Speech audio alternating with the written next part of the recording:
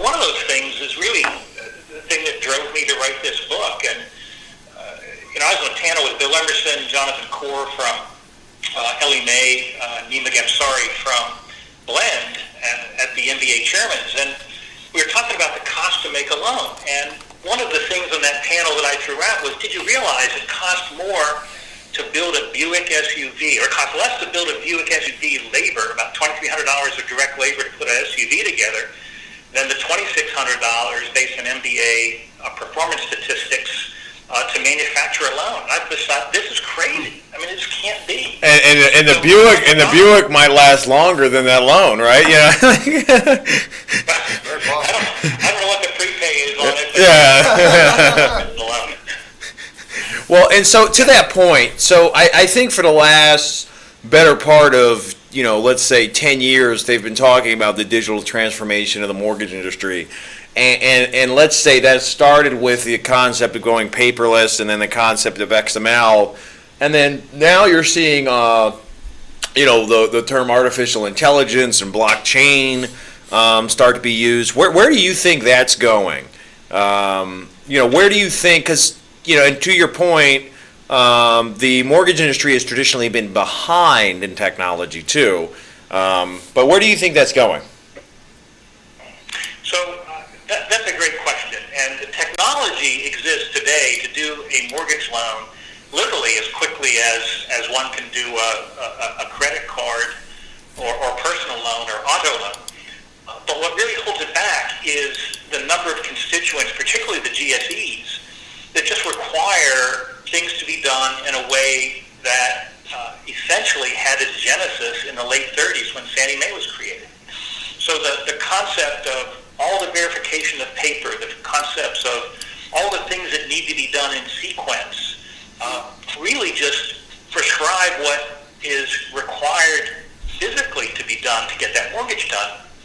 But it almost flies in the face of the ability to innovate and use technology. And the reason is, if you don't have a perfectly manufactured loan, as we all learned in 2007, 8, 9, and beyond, you have a very high likelihood to buy that loan back, usually for nothing that had to do with the underlying characteristics of the loan, the performance of the loan, but it was a technical document defect. Mm-hmm. So people are very, very wary about technical document defects. We then layer on Dodd-Frank and some of the things that flowed out of that, like TRID, which puts statutory number of days before you can close a loan, because presumably you want to inform consumers and give them a chance to really review the documents. But nonetheless, that just adds a lot of time to the process in the name of consumer protection. So all those things kind of cut against the technologies of blockchain, which I think will be useful, not this year, not next year, but clearly people are beginning to build this permanent, immutable record that is technically known as blockchain, and it will be here. It's just the uptake is slow because there's so many different constituents in the mortgage banking process. Yeah, what's interesting is so Scott Cooley, right? Scott Cooley founded Contour, which was sold to Ellie Mae. That's now basically Encompass. He always told me that the mortgage industry is about 10 to 15 years behind current technology, and that is just purely based on complexity, where it's just enormously complex to, with all the title company, appraisal company, flood, loan origination system, verifications, every I's got to be dotted, every T's got to be crossed. And he uses the example, let's use the example of Buick, of manufacturing a car from scratch every single time, in the idea that each of them is unique to the person that's buying them, mm-hmm. right? Where it's like each loan is a little bit different, even though, let's say, it's still Fannie Freddie, each of the steps are a little bit different. Each of the underwriters' opinions on what is a Fannie, what has met Fannie requirements and what has not is a little bit different. What is it? Some lenders will go down to this on credit score for an FHA loan, some don't, and like within those variances creates this kind of clustered manufacturing process, right? You're manufacturing loans.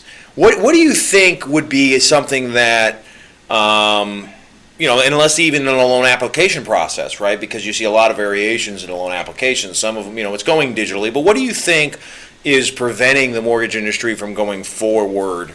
Or is there nothing preventing it? And now things are going in the right direction.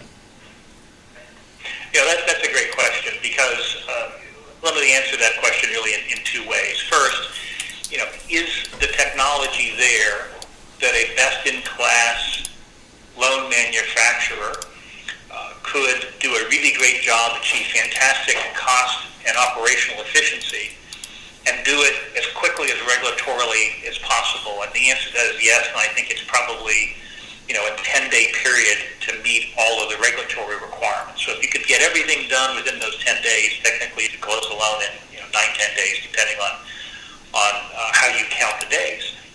The next question is there technology that would enable you to do that if you could have a fundamentally stable and uniform process? And the answer to that question is yes. What really strikes me as very interesting, and this is all going off of the MBA statistics as well as discussions with a number of the Mavericks who were kind enough to volunteer their thought leadership.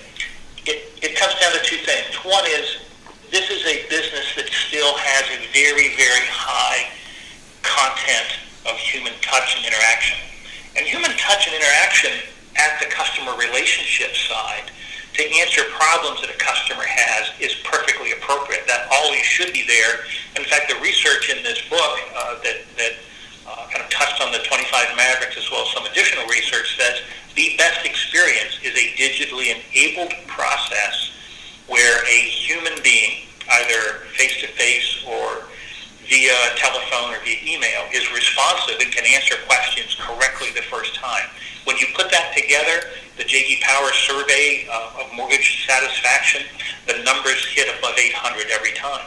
If you don't, and you slow down, or you don't deliver what you promised, or you don't uphold those promises, or you come back and back and back the same time looking for information that the customer believes has already been provided, very frustrating, and the scores plummet. But if you think about the retail side,